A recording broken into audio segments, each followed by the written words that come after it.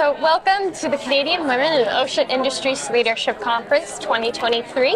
This is the Diversity in the Blue Economy podcast with Gale Force Wins. I'm Kelly, this is Allan, and today we have the wonderful Ashley Noseworthy. Thank you for having me. Oh boy, thank you for participating. Absolutely. Tell us about yourself. Where are you from? So I'm Ashley. I own Edgewise Environmental. We just turned 5 in March. So happy birthday. Yeah, thank you. Big chasm. I think it's 50% of businesses actually fail in the first 5 years. So through that hurdle. Wow. Originally from Newfoundland, always been a huge advocate of women in STEM, always loved the ocean, avid scuba diver in warm water, and yeah, just genuinely love all things ocean related. Yes, awesome. And tell us about Edgewise. Edgewise. Thank you very much. Yeah. So Edgewise Environmental is a marine environmental consulting company based here in St. John's. We're certified women-owned, and we specialize in marine mammals, seabirds, and underwater noise. Yeah, so we work with any industry in the blue economy in those niche areas. And so that can be renewable energy, oil and gas, telecommunications, shipping, coastal construction, even academia, government, and we have a very large Indigenous engagement profile, which we're very, very proud of. Yes. We also developed the first formalized training program for marine mammal observers, seabird observers, and passive acoustic monitoring operators in Canada. Awesome. Yeah. Very good. I'm curious about how much noise is in the water. Tell us about that. Yeah. So it's estimated that the oceans are getting twice as loud every decade.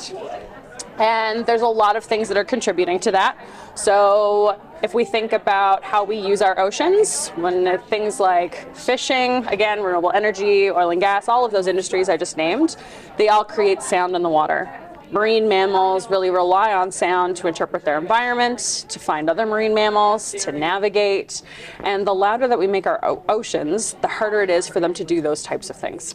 And so it can really impact their general life cycles, their populations, where they're moving, and overall kind of the numbers and the populations that we're seeing as a whole.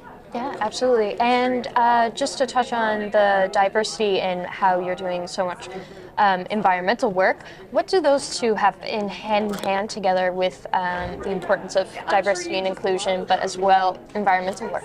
Yeah, that's a great question. So we actually traditionally have always been a team of women. We just hired our first male. So for 5 years, we have hired women, and that's just the way that the hiring process has gone. And what we typically see in ocean industries is that there is a reduced number of women in those STEM fields or marine environmental in general. Funny enough, when we do our training, the majority of personnel that take our training, I think it's skewed towards women, which is great. And then as we kind of look for, people, if we want somebody with a master's degree or PhD, again, it's less and less women in those spaces. And so what we tend to find is that, as you start to move through your career, perhaps there's less and less representation depending on where you want to go in your career in environmental. Yeah, definitely. And it's important to have everyone's voices heard as well, I'm sure. It is. Yeah, I worked offshore for over 10 years. That is a very male-dominated industry, working on boats around the world. And the majority of time, I was the only female on board. Oh, awesome. And anything exciting something you're excited for the future of Edgewise, or anything else besides, I know you just turned 5. Yes, that was a big one for sure.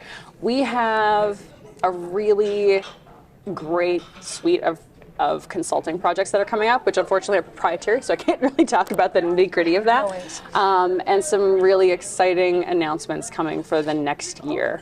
Awesome. Yeah, so kind of look out for those on all of our socials, and we're just really excited to keep growing. And all of it's been organic growth, so that's what we want to see. Awesome. Ashley, you would, you've been in and around this business now for a long time. You've been making a living on the ocean for a while, as you say, 5 years, and congratulations. What would you say to some folks that are out there looking to enter this field, some women, people that aren't represented here in our field. What would you say to them what opportunities are here? Yes, I would say that I know it's really hard sometimes, but just be fearless. And if you are passionate about this sector and wanting to work in it, there is space for you. And I think that's ultimately the message that we need to create, is that there is space for everybody here. It was traditionally, and has been, and still is, very male dominated, but it's slowly changing.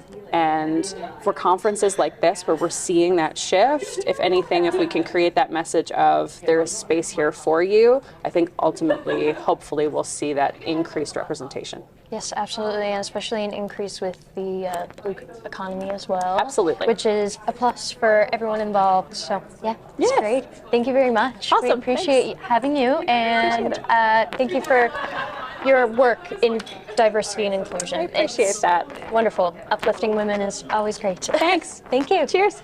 Exactly. Thanks. Awesome.